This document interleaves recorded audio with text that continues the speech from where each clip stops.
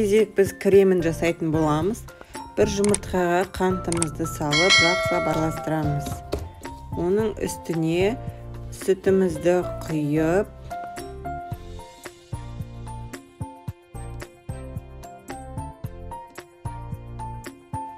крахмалымызды қосып, жай отта қайнататын боламыз.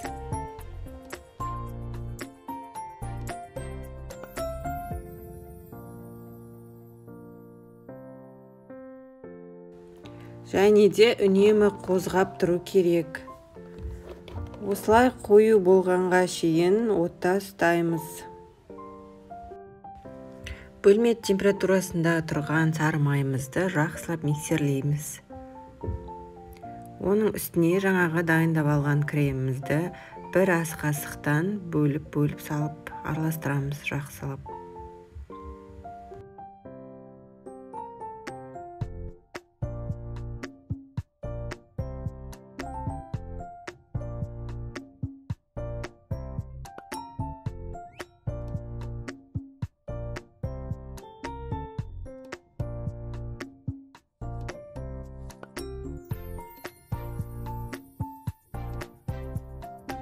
Міне креміміз дайын болды.